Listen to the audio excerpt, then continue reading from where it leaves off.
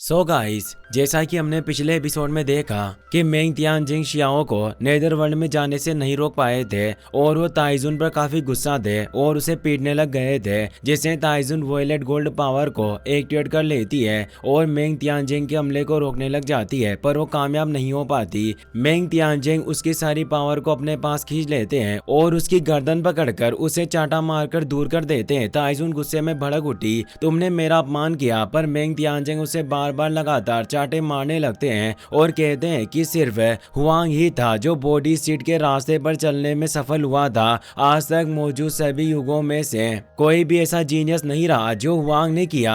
उसके पास supreme immortal scripture और arts थे और उसे और बुरी तरह से मारने लगे, जिससे शियाओ के दोस्त खुश होते हैं क्योंकि बुढ़िया इसी सजा की हकदार थी। ताइजुन की हालत काफी बुरी हो गई थी और उसका पूरा मुंह सूज चुका था। शियाओ के हर एक घाव का उससे बदला लिया जा रहा था। एंड किंग को यह देखकर सुकून मिल रहा था। लिटिल बनी रोते हुए कहती है कि इसी की हकदार थी। मेंग तियानजिंग अब अपना आखिरी वार करके उसे नीचे ग्राउंड पर फेंक देते हैं। अब ताइजुन में इतनी भी शक्ति नहीं बची थी कि वो अपने पैरों पर खड़ी हो सके। मेंग तियानजिंग कहते हैं कि हमारे 9 हेवन की ट्रू होप को इसने खुद ही दुश्मनों के हवाले कर दिया, इसीलिए ताइजुन तुमसे मरने के योग्य हो। और वो एक पावरफुल स्पेल से ताइजुन को पूरी तरह से खत्म करने के लिए लाइटनिंग से हमला करने लगते हैं और कहते हैं कि मुझे पहले ही संदेह था कि तुम इमोर्टल पास में छिपी हुई एक गद्दार हो। तभी वहां वांग कबीले का लीडर ताइजुन को बचाने के लिए प्रीमोडियल स्पीड स्वॉर्ड एम्ब्रो का इस्तेमाल करके इस हमले को रोकने लगता है, पर मेंग तियानजिंग उसे कहते हैं, वांग चांगशेंग, मैंने नहीं सोचा था कि तुम भी इनके साथ मिले हुए होंगे। और वो उस पर भी हमला करने लगते हैं। उन दोनों की फाइट से पूरा पास हिल रहा होता है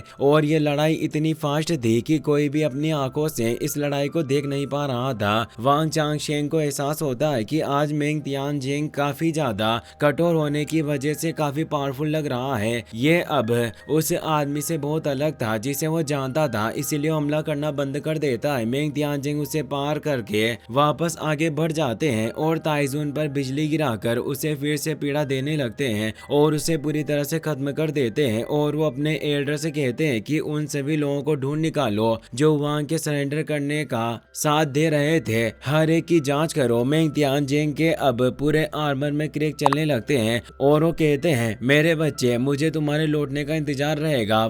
वहीं अब हमें नेदरवर्ल्ड की बॉर्डर का सीन दिखाया जाता है जहां वो शियाओ को लेकर पहुंच गया था और वो उस बॉर्डर को पार करके नेदरवर्ल्ड के अंदर चला जाने लगता है। शियाओ ये देखकर उदास था और वो आखिरी बार अपनी दुनिया को देखकर उनसे विदा लेता है। अब शियाओ को गुलामों की तरह अंदर ले जाया जाता है। नेदरवर्ल्ड की एनर्जी शियाओ को जकड़ने लगती है क्योंकि हेवन एंड अर्थ और इस नेदरवर्ल्ड का दाव अलग था। यही वजह थी कि यह दाव शियाओ पर दबाव डाल रहा था, पर वो खुद पर किसी तरह से काबू कर लेता है। शियाओ सोचता है कि हेवन मेरा साथ कभी नहीं छोड़ेगा, भले ही मैं नेदरवर्ल्ड में क्यों ना हूँ। सामने वर्ल्ड ट्री मौजूद था जो यहाँ के दाव को कंट्रोल करता था और शियाओ जानना चाहता था कि आखिर इस दुनिया का दाव मुझे क्या सिखा सकता है। फिर हमें नेदरवर्ल्ड के ब्लैक प्रिजन का सीन दिखाया जाता है जहाँ पकड़े गए सभी कैदियों को कैद करके रखा जाता था और अब शियाओ को भी एक सेल में डाल दिया जाता है और वहाँ शियाओ की बॉडी पर रेस्ट्रिक्शन शेकल से एक्टिवेट होने लगती है जो उसे तेज दर्द दे रही थी ताकि वो यहाँ पर कल्टिवेशन ना कर सके।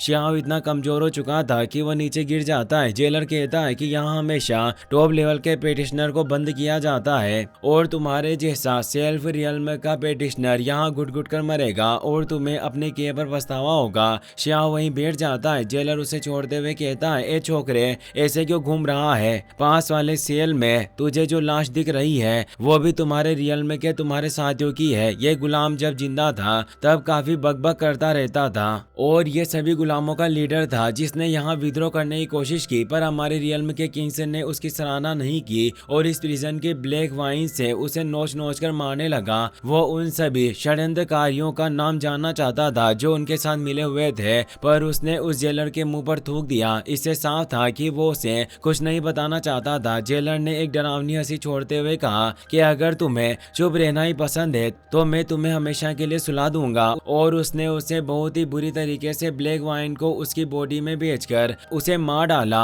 इससे साफ हो गया कि यह जगह काफी क्रूर है। और अब वो जेलर वही ब्लैक वाइन जो पावर ऑफ डिस्ट्रक्शन से बनी हुई थी उससे शियाओ को भी जकड़ लेता है। शियाओ अपनी पावर को एक्टिवेट करने की कोशिश करता है पर कामयाब नहीं हो पाता, पर कुछ ही देर में वो उस पावर ऑफ डिस्ट्रक्शन से खुद को छुड़ा लेता है। काफी कमजोर होने के बावजूद भी शियाओ हार नहीं मानता। वो डिस्ट्रक्शन पावर उसे फिर से जकड़ने की कोशिश करती है पर शियाओ की इंडेस्ट्रेटेबल गोल्डन बॉडी उसकी मदद करती है। और शियाओ की बॉडी हेवन एंड अर्थ के दावों के साथ जुड़ी हुई थी, इसीलिए पूरा दाव उसकी बॉडी में सर्किट की तरफ फ्लो होने लगता है और पूरे ब्लैक प्रिजन की एनर्जी शियाओ के अंदर समाहित होने लग जाती है। यहाँ शियाओ खुद को और पावरफुल बना सकता था क्योंकि 9 हेवन 10 रियल्म की तरह यहाँ दाव नियम अधूरे नहीं थे, इसीलिए उसकी सभी स्किल और पावर तेजी से बढ़ रही थी। इसीलिए अब शियाओ ग्रेट दाव पर कंट्रोल करने की पूरी कोशिश करने लग जाता है। ऐसे ही एक के बाद एक दिन निकलता जाता है जिससे अब ये नेदरवर्ल्ड के रूल उसे बांध नहीं पा रहे थे और वो उस डिस्ट्रक्शन पावर का विरोध कर पा रहा था। और सिर्फ 6 दिनों में उस डिस्ट्रक्शन पावर को पूरी तरह से नष्ट कर देता है। और साथ ही शियाओ ने अपनी प्रीमोडियल स्टेट को भी वापस प्राप्त कर लिया था और अब उसकी बॉडी इतनी पावरफुल हो गई थी कि वो इस ब्लैक प्रिजन के इरोजन को रोक सकती थी। इसीलिए वो मुक्त होकर कल्टिवेशन करने लगा। पर 10वें दिन जेलर की नजर शियाओ के केस पर पड़ जाती है। वो तेज एनर्जी देखकर तुरंत वहां आ जाता है। वो समझ जाता है कि यह लड़का अपने ट्रू सेल्फ को फिर से रिफोर्स करने की कोशिश कर रहा है और ये इस कारागार को अपने एकांतवास के कमरे की तरह इस्तेमाल कर रहा है और उसे मजा चखाने के लिए पावर ऑफ डिस्ट्रक्शन से पूरे केस को ही कवर कर देता है। पर शियाओ अपनी पावर से उस डिस्ट्रक्शन पावर को दूर कर देता है और अपने केस से बाहर हाथ निकालकर उसकी गर्दन दबोच लेता है और कहता है, तुझे मौत का स्वाद चखाने का बहुत शौक है ना, अब खुद चख इसका स्वाद। जेलर अपनी गर्दन छुड़ाने की कोशिश करता है पर शियाओ उसे ऊपर उठा लेता है, इसीलिए अब वो तेजी से डिस्ट्रक्शन पावर को बढ़ाने लगता है और फ्लैश रेस्ट्रिक्शन को एक्टिवेट करता है जिससे शियाओ के दोनों हाथ उन बेड़ियों में बन जाते हैं और उस जेलर की जान बच जाती है। और वो गुस्से में कहता है कि अगर तुम ऐसे विद्रोह करते रहे तो मैं तुम्हें सिटी की दीवारों पर टांग दूंगा और सभी क्लैन तुम पर अपना गुस्सा निकालेंगे और फिर तुम्हें मौत का स्वाद पता चलेगा। फिर अब हमें अगले दिन का सीन दिखाया जाता है। शियाओ को ब्लैक वाटर अरीना में लाया जाता है जहां नेदरवर्ल्ड के टॉप यंग पेटिशनर शियाओ का शिकार करने वाले थे, पर ये तो वक्त ही बताएगा कि कौन किसका शिकार बनेगा। जेलर कहता है कि कोई भी आगे आ सकता है और इस वांग का अहंकार तोड़ सकता है। वहां ब्लैक वाटर जेल का लॉर्ड भी मौजूद था। नेदरवर्ल्ड के सभी पेटिशनर जोर से चिल्ला रहे थे। वो वांग को खत्म कर देना चाहते थे क्योंकि वांग ने उनके साथियों और भाई बहनों को मारा था। शियाओ पर एक ड्रैगन से हमला किया जाता है पर वो एक ही पंच में उसे नष्ट कर देता है और दहाड़ते हुए कहता है, मैं तो सिर्फ एक भाग हूँ जो विदेशी दुनिया के राक्षसों से घिरा हुआ था। जेलर कहता है कि तुम अभी भी हमारा अपमान कर रहे हो और वो रेलिक ऑफ रिट्रीब्यूशन को एक्टिवेट करता है जो किसी भी नॉर्मल लेवल के कल्टीवेटर को आसानी से मार सकता था। पर शियाओ पर इसका कुछ ज्यादा असर नहीं होता और हंसते हुए कहता है, क्या तुम में इतना ही एहसास है कि तुम मुझे जंजीरों में बांधकर मेरे साथ फाइट करोगे? मैं तुम्हारे किंग्स को फाइट के लिए चुनौती देता हूँ। तभी ट्रू ब्लैक बीस्ट उससे फाइट करने आता है पर शियाओ एक ही वार में उसे ढेर कर देता है और ऐसे ही लगातार कई सारे पेटिशनर उस पर हमला करने आते रहते हैं। पर शियाओ एक एक करके उन सभी को मौत के घाट उतारता जाता है। तभी एक सेंटीपीड उससे फाइट करने आता है पर शियाओ उसे भी एक ही वार में मार डालता है। शियाओ भले ही बंधा हुआ था पर कमजोर बिल्कुल नहीं था और रॉयल क्लेन के लोगों को चुनौती देते हुए कहता है कि तुम लोग मेरे आगे खिलौने वाले शेरों के अलावा और कुछ नहीं हो। तभी उस पूरे एरिना में काला धुआं छाने लगता है और एक आवाज आती है, वांग हमारी दुनिया में हमारे खिलाफ जाना यह तुम्हें अपने खून से चुकाना पड़ेगा और आज तुम्हारी मौत ये पुष्टि करेगी कि हम कितने ताकतवर हैं। वहाँ गोल्डन रेम आ गया था जो हेवनली स्वॉर्ड लाइनिस का उत्तराधिकारी था और अब जेलर भी शियाओ को कमजोर करने के लिए 100 सेल को एक्टिवेट करके शियाओ को बेड़ियों में बांध देता है और कहता है कि तुम हमारे गोल्डन ब्लेड का सामना नहीं कर सकते, अभी भी वक्त है, हार मान लो। और तभी गोल्डन ब्लेड अपने स्लेट से शियाओ पर वार करता है पर शियाओ उस वार के आगे से हट जाता है और अब गोल्डन ब्लेड अपनी 2 ब्लेड से एक साथ शियाओ पर हमला करने लगता है। पर अब शियाओ का गुस्सा काफी बढ़ गया था और आसमान में तेज लाइटनिंग दिखाई दे रही थी। जेलर हैरान था कि यह मेरे रिस्ट्रिक्शन के बावजूद अपनी पावर का इस्तेमाल कर रहा है और उसे रोकने के लिए अपनी सील पावर को और ज्यादा तेज कर देता है और नेदरवर्ल्ड के सीक्रेट आर्ट का इस्तेमाल करके शियाओ के सोल एसेंस को दबाने की कोशिश करने लगता है, जिससे शियाओ की पूरी बॉडी पर दरारें चलने लगती है और वो काफी कमजोर हो जाता है और गोल्डन रेम अपनी 1000 स्वॉर्ड से शियाओ पर हमला कर देता है। पर शियाओ रुकने वाला नहीं था।